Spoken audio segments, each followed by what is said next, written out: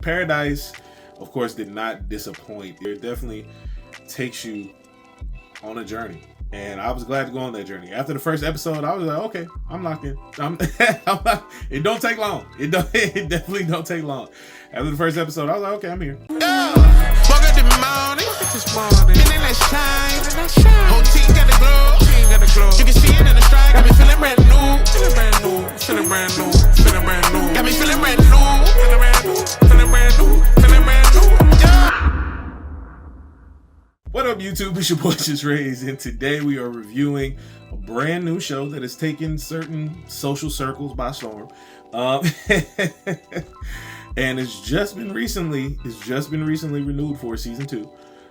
Thank God, because season 1 was fire. We talking Paradise, y'all. Paradise is a show on Hulu. I believe it was starring, written, and directed by Sterling K. Brown. And I believe some of the team that also worked on This Is Us also worked on this. And it's funny because I'm not gonna lie, I kind of slept on the show at first. I think I started watching once they had like 4 or 5 episodes out, because I heard people talking about it and I heard murmurings and stuff like that. I didn't have any really idea because I wasn't tapped in for real, so I didn't really know what the show was going to be about, what they were going to be talking about. And it's interesting because I love the character development. I love the pace of this show. I love the character development. Anybody that knows me knows when it comes to like government type thrillers, that's right up my bag. So like Blacklist, Quantico, all that different type of stuff, you feel me? Like that was right up my bag. That was right up my alley. And when you add a bit of fantasy and a bit of science fiction or different elements in there, that does nothing but help the case, in my opinion. But certain things like some post-apocalyptic shows like The 100 or The Walking Dead and stuff like that, right up my alley, right up your boy's alley. So Paradise, of course, did not disappoint. It's definitely I want to say a political thriller, but it's definitely it's definitely a thriller. It definitely takes you on a journey, and I was glad to go on that journey. After the first episode, I was like, okay, I'm locked in. It don't take long. It definitely don't take long. After the first episode, I was like, okay, I'm here. I'm here. It started out slow, and I love the way they reveal stuff in this show. It's very well thought out. It's written very well. This first season was written very well, so I'm excited to see them get renewed for a second season. Of course, the show is on Hulu, so if you don't have Hulu, sorry. But for those who do have Hulu or have means of watching shows on Hulu, shout out to y'all. But you know who you are. Shout out to the plug. But what I will say is this show, man. This show, the kids were respectable for the most part, except for the president's son, but they explain why if they weren't respectable. And so it was just dope, man. Just seeing everything like play out the way it played out. To see to see the different angles and storylines that came together, that weaved together. The finale, my God, the finale.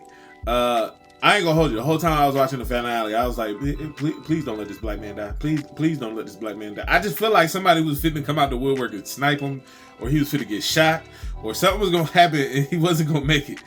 And brother, my heart was in my throat.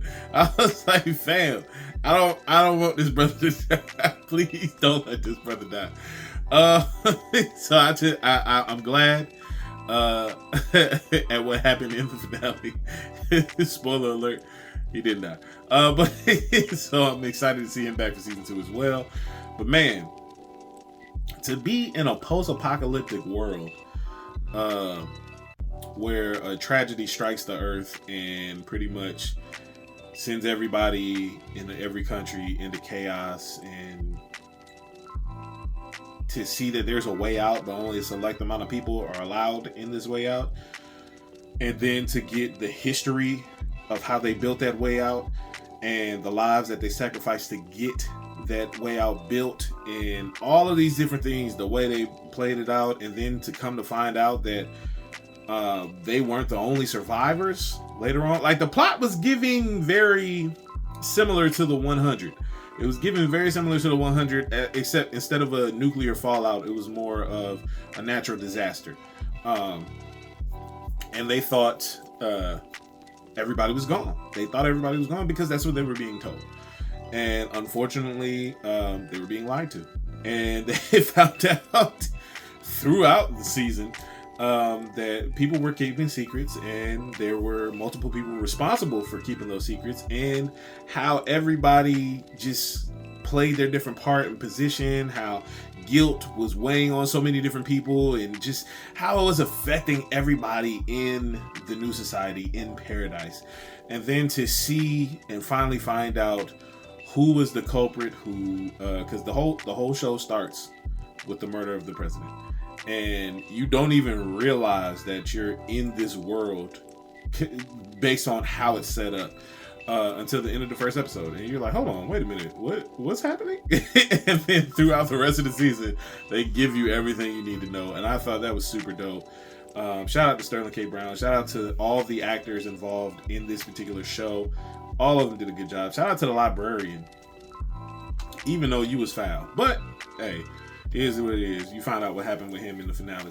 But shout out to each and every person, because they did the librarian dirty, which is why the librarian became who he was. So it's just like, hey man, cause and effect. Because you push a person too much in one direction, and then when he snaps back and goes the other way, hey brother, y'all shouldn't have did my man's like that. So hey, I'm not saying they deserved it. I'm just saying, hey, you play with people and stuff like this happens. You play with people enough in the right way and at the wrong time, and stuff can go haywire. So yeah, just seeing this whole, like I said, the character work, the growth, the development. Shout out to Sterling K. Brown for standing 10 toes on his family, even though, you know what I mean, he had his little situation, his little with the therapist. I couldn't blame you in the situation. You're being the best father that you can be. You think your wife is deceased because you think the world is deceased. Kind of find out you were being lied to. So, hey man, sometimes you get caught out there in those type of situations. So I definitely don't fault him at all for his decision making throughout season 1.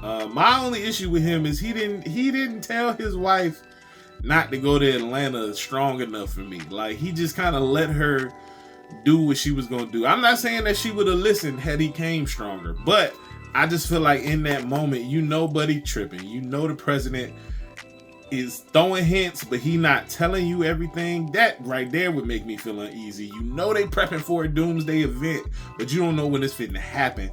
I would just be like, hey, let's chill on the travel for right now. Let's just kind of wait this out, see what's going on.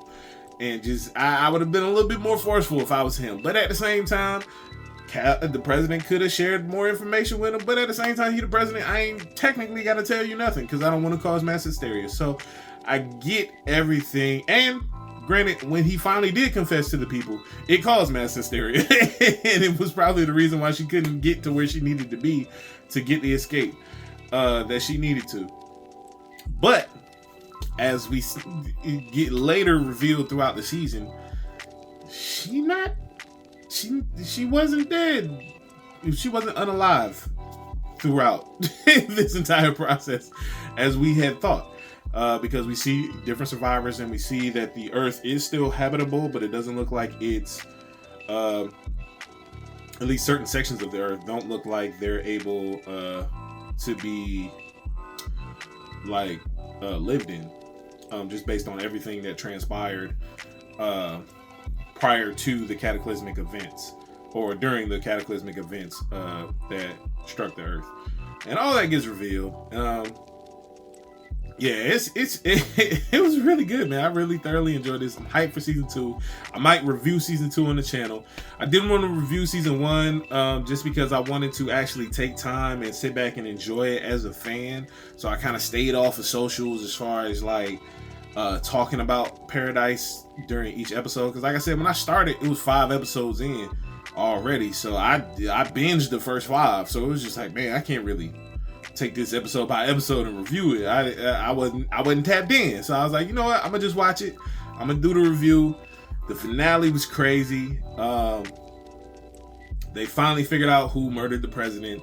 It turned out to be the librarian. We get his whole backstory and reasoning for why he did what he did. And low-key, it was kind of valid. His reasoning was kind of valid. I ain't saying he was right, but it was kind of valid why he felt the way that he felt and why he felt that he needed to do what he did. But in the end, he of course gets caught and he ends up unaliving himself as almost like a sacrificial lamb to expose everything that was going on. And yeah, I'm still a little salty that Sinatra ain't getting unalived. I haven't hated a character so quickly. Even though they gave her backstory, they gave her reasoning for why she does the things that she does. I don't think I've hated a character as quickly as I've hated her outside of maybe Cersei and Joffrey from Game of Thrones. I hated both of them, and I wanted both of them to get unalived very expeditiously and probably brutally as well. But as far as Sinatra, I need I need her to get her just due. I just need her to get her just dues. I'm gonna leave it at that. But as far as everything with her using her top assassin to pretty much kidnap Xavier's daughter. Xavier, of course, is the main character of the show, or one of the main characters of the show, and that's Sterling K. Brown's character. And to have her kid use that assassin to kidnap his daughter, and then try to kind of play the assassin in a sense, even though she was kind of caught off guard because the assassin was just like, well, I can handle the issue. I can take out the girl right now. And she was like, whoa, I ain't asked you to do all that. Just sit tight with her. Keep her out of sight. And she was like, oh, don't worry about it. It's done. It's like, whoa. What's happening? So when Xavier shows up on her doorstep after catching the librarian and telling her everything, and he's just like, yo, so what's good with my daughter though? And she's just like, I'm sorry. I didn't know things were gonna. I didn't want things to get this far. The way Xavier broke down in her office and took out everybody, I said, oh yeah. That's why after that moment, I was just like, yo, please don't kill this black man. Please don't kill this black man. I did every shot, every camera shot, every angle where he was being focused on, I was like, he about to get shot. Somebody is about to come off screen and unalive this man. I do not need him. I need him to survive. I need him to be in season 2. And so, like, he did survive. And unfortunately, he didn't get to unalive Sinatra. He wanted to so bad. I wanted him to so bad.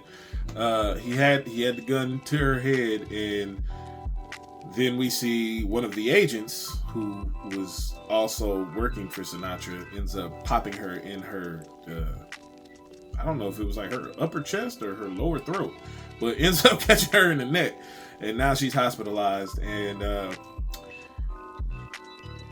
all of that because she didn't want her to die, because she wouldn't be of use to her anymore if she was dead. And also because she was just like, you should have let me have the Wii. And I'm just like, oh, that's over a Wii? I feel you.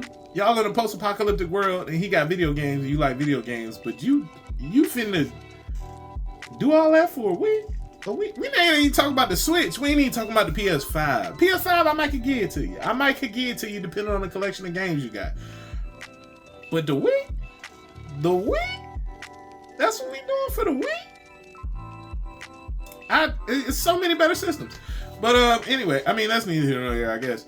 But that was the Wii. The Wii. You did all that for a Wii. But yeah, it's just like you really are crazy. you did all that for a Wii. You really are crazy.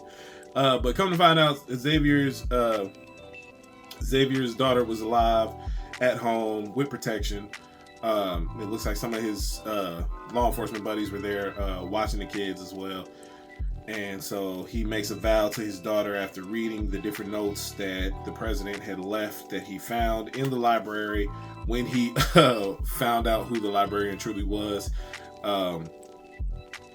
He actually found out all the information. His daughter read it, and his daughter kind of encouraged him, as well as some of his officers encouraging him as well to go out and see if he can find more survivors and see if he can find his wife.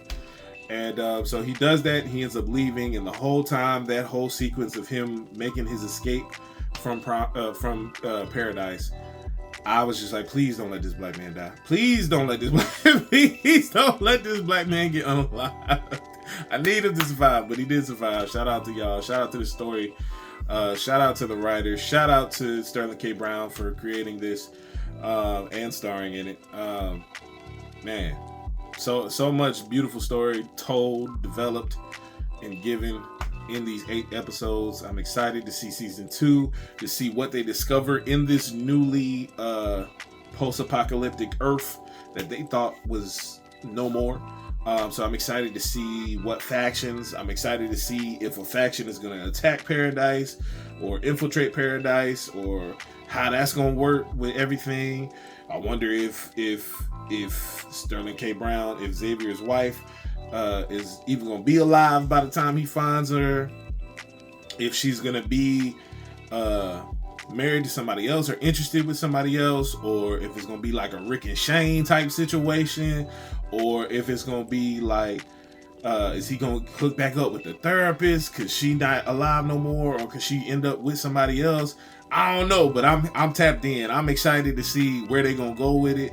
Like I said, the plot is giving the 100 a little bit, minus the nuclear fallout, but and the futuristic components of the 100. But man, I'm excited to see where they go with it, and what they finna do. Let me know in the comments below how y'all felt about Paradise. What was y'all favorite part? What was y'all favorite plot point? Would y'all have allowed y'all spouse to go to Atlanta? Or would you have stopped them?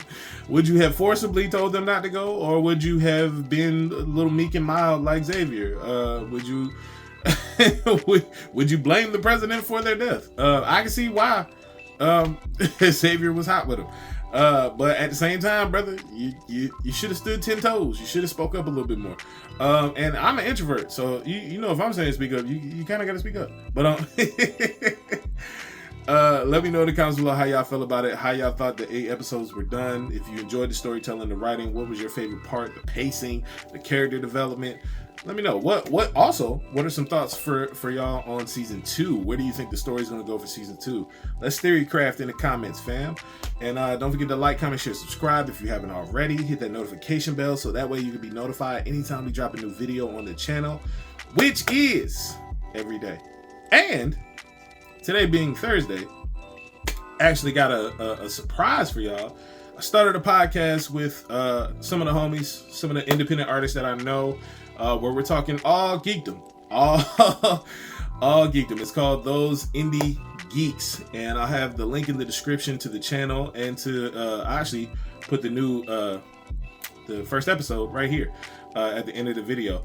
And tap in, subscribe to the channel. We're gonna be talking all Marvel, all DC, all comic book stuff, all anime, all music related topics. We are going to be diving deep on Those Indie Geeks podcast. So tap in with your boy.